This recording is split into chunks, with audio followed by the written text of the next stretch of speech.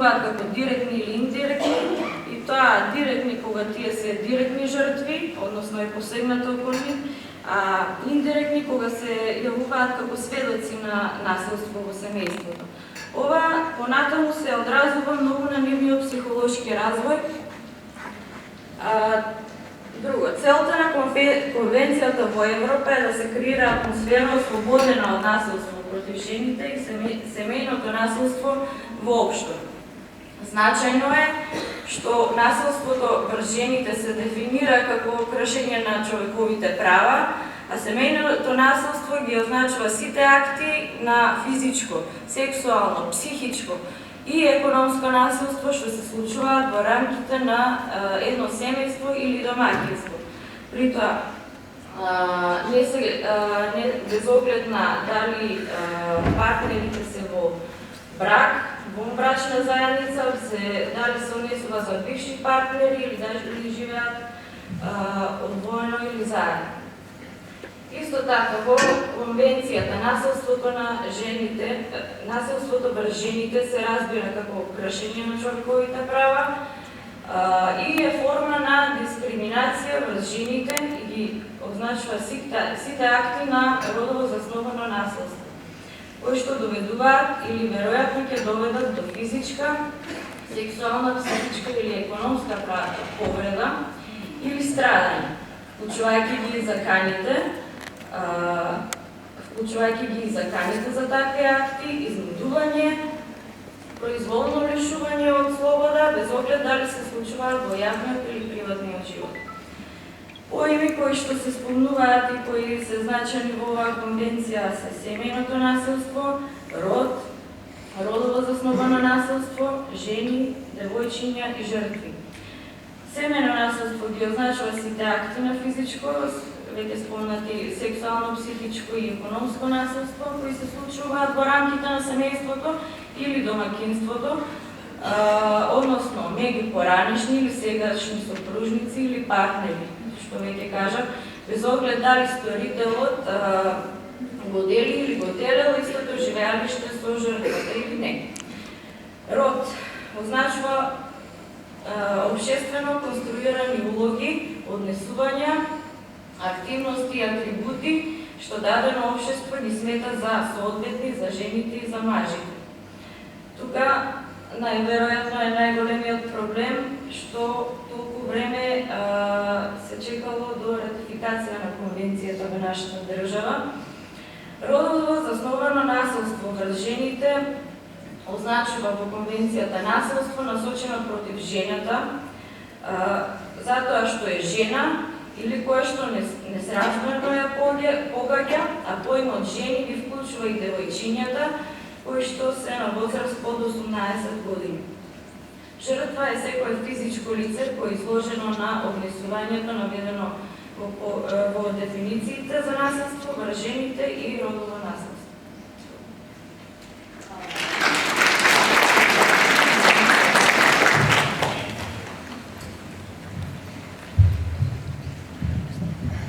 Благодарам, Марија. Директоре, бидејќи како институција директно се соочувате и ги прифаќате жртвите на семејно насилство, би сакала малку повеќе да ни кажете околу бројката, како на ниво на нашата општина и на регионот, бројката која се пријавува, дали се пријавува семејното насилство, која е процедурата откако ќе се пријави семејно насилство и кои мерки се преземаат за заштита на жртвите од семејно насилство. Повелете. Па вака, да се надобрзам на тебе, изразити податоци изнесе од 2019 до 2018. Само ќе подсетам дека во 2017 во Македонија, само за споредба, имаме 384 сторители на семејно насилство, а сега некаде околу над 700. Од сите тие случаи во 2017 дури 94% сторителите се мажи, а само 6% се жени. Ама имаме еден друг проблем. Тоа е што тоа е од пријавените, а се случува, па може би со истиот процент од 95%, истите да не бидат ни процесуирани, нити пријавени, ни тука и нас, ниту во МВР, ниту во здравство. Бидејќи, за да ние реагираме, ни се случува да бидеме известени дека има извршено семејно насилство. Како Центар за социјални работи излекуваме на терен. Одиме кај жртвата, условно. Кога дојде ред да поднесе пријава, ако е семејно насилство, може да се гони само по приватна тужба. Ниту МВР, ниту ние можеме да гониме некој преку нас, со поднесок на тужба од наша страна. Тука настанува најголемиот проблем. Жртвата во тој момент се предумислува на овој и на оној начин. Не сака да поднесе. Најчесто, ако имаат деца, 95% не сакаат ни да им се прочита записникот кој што е составен кога сме повикани да излеземе на него. Тука е најголемиот проблем и затоа сите ги охрабрувам да излезат слободно да кажат, за да можеме и ние како институција и државата како држава да донесе други форми, ако има потребно тоа. Бидејќи тоа до сега е само минимално што се пријавува, помалку од 5%. Кај нас во Делчево до сега, 2019 имаме само официјално 4 однесени барања за семејно насилство. А сме известни дека има семејно насилство над 25, може би 30 случаи. Од тие само можеме самите да пресметате колку проценти се процесуирани условно. А додека дојде до суд, може и таму, пошто таму нема известување, дали ќе продолжи тој тренд на зголемување или пак намалување, тоа ќе го видим и понатаму. Сега вака, имаме 3 вида на насилство. Психичко, физичко и сексуално.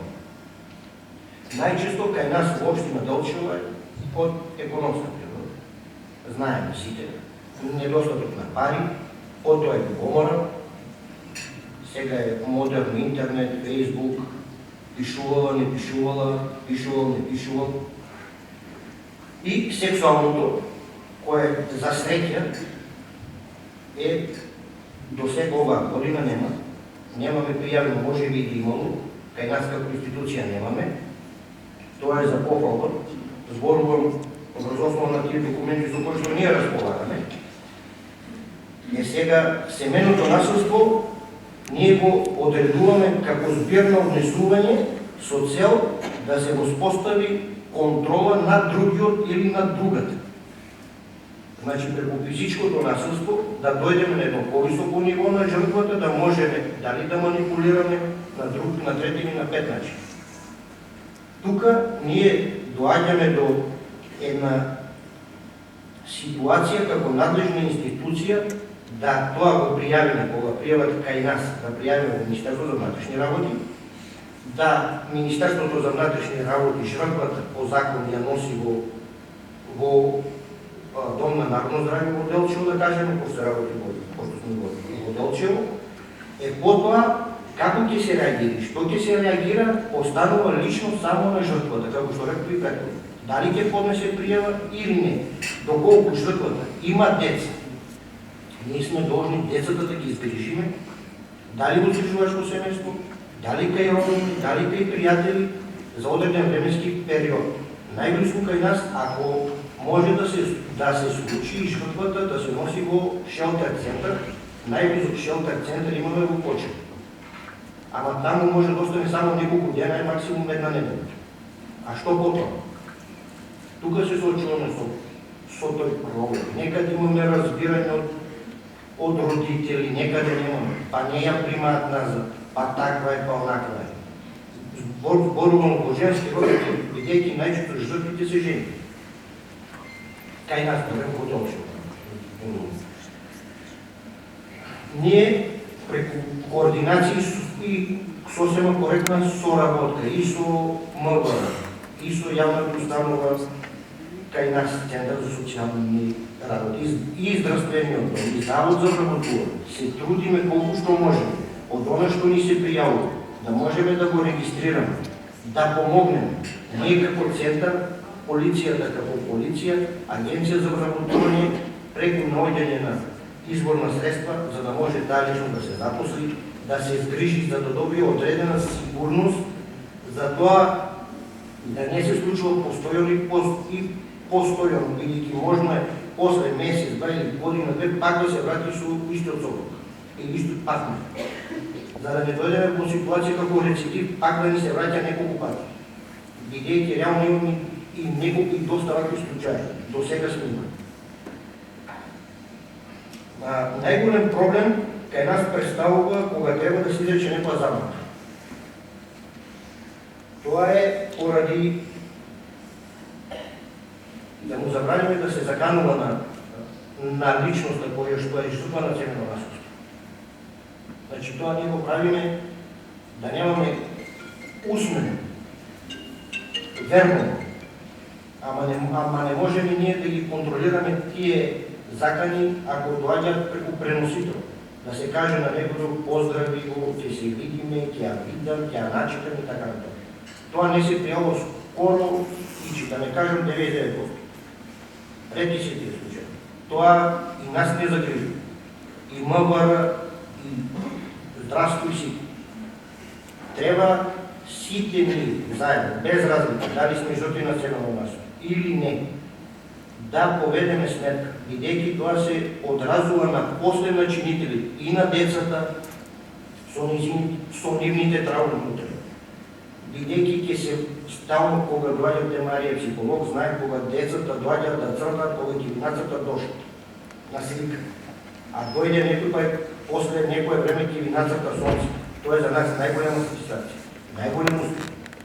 Ама за жал такви ситуации се многу ретки. И ги има многу малку кај нас во Делчев. Зборувам за тие случаи кои што до сега не се пријавени.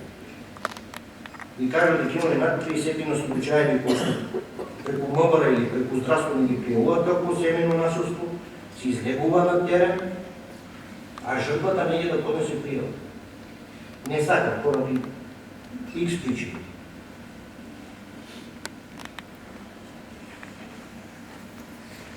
Потоа имаме забрана за приближување на помалку од 100 метри од жртвата.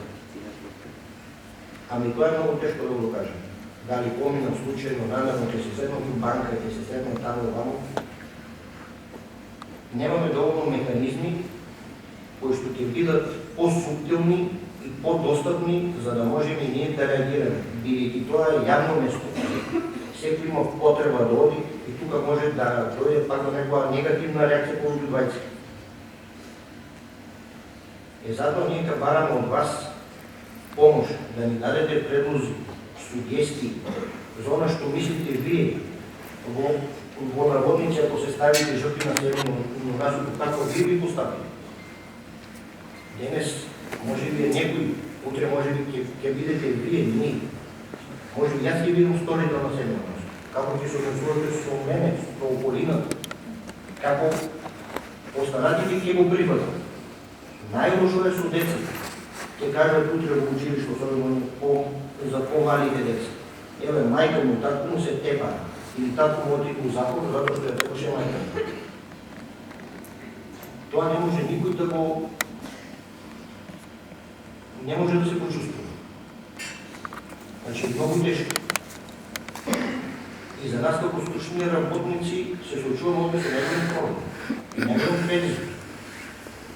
Никој пат не можеме да кажеме дека добро е, овие ќе се погодат и ги погодиме дека утре други ден, месец, два, три дека нема да се вратиш. Кај нас секој предмет е отворен. Влезете во системот, не ми излегува.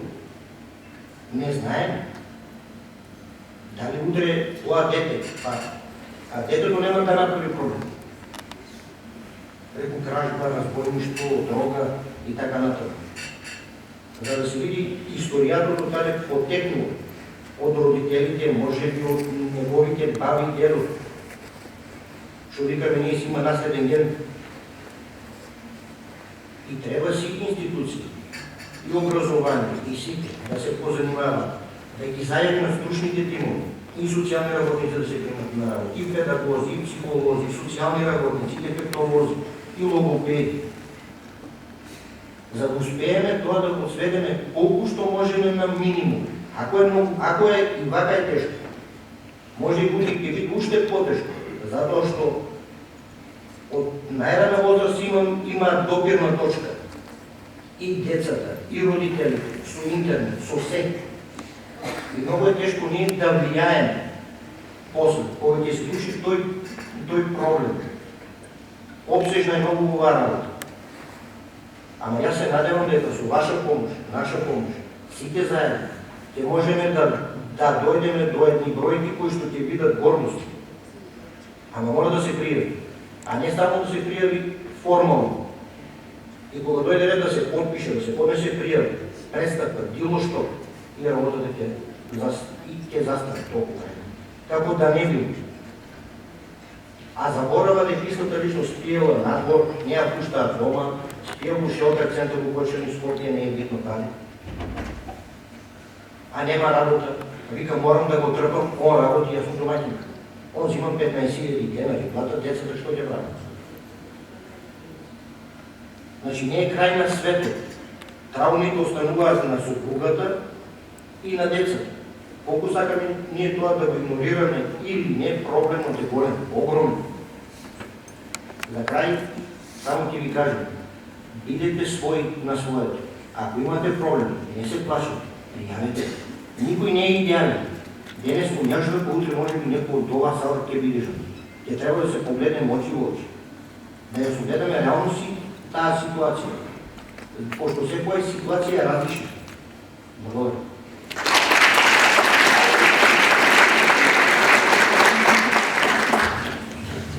Директорът ви благодарам на излагањето. Како невладините организации гледаат на овој проблем и дали вие лично како невладина сте се дејки работите со маргинализирани групи, дали се имате соочено со проблем со себено насилство?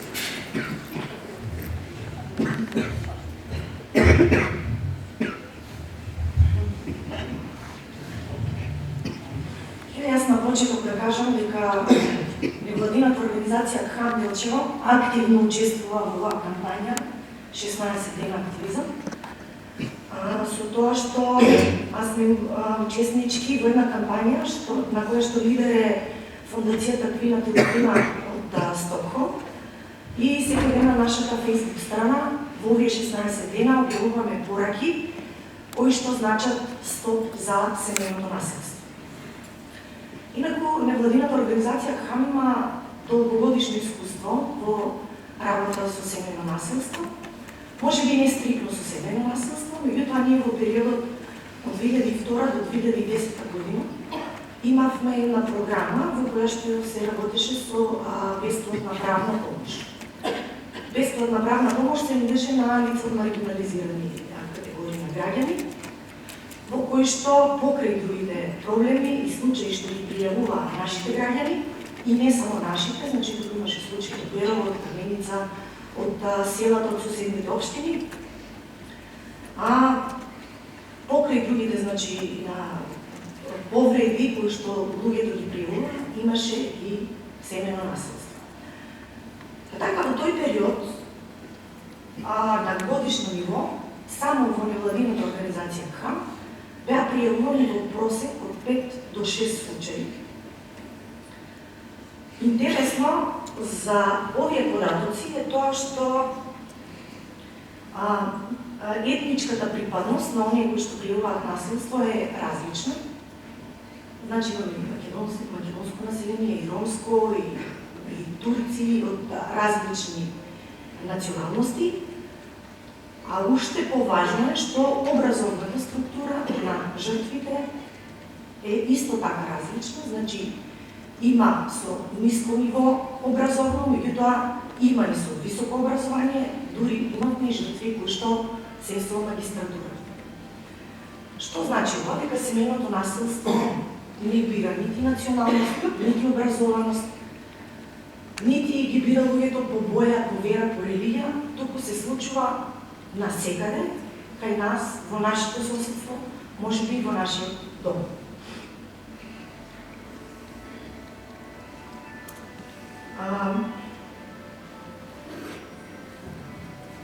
Ние, како невладина организација,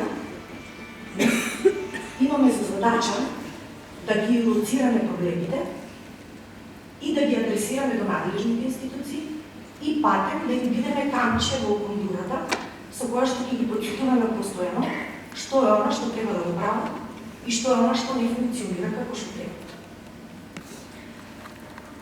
Сега, традиционалните вредности се еден сегмент, можеби и најголем, за безизлезноста на жртвите од семејно насилство. Што сметам со ова?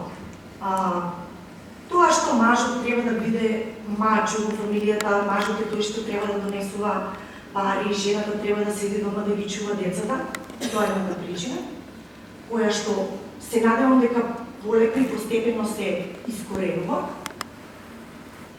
Еден друг важен сегмент, што исто така важи за традиционална вредност, е приделење на оставината на родителите. Родителите секогаш имотот го оставаат на машките деца од фамилијата. Така женските деца влегуваат во брак без некоја материјална подкрепа што ќе имаат позади себе.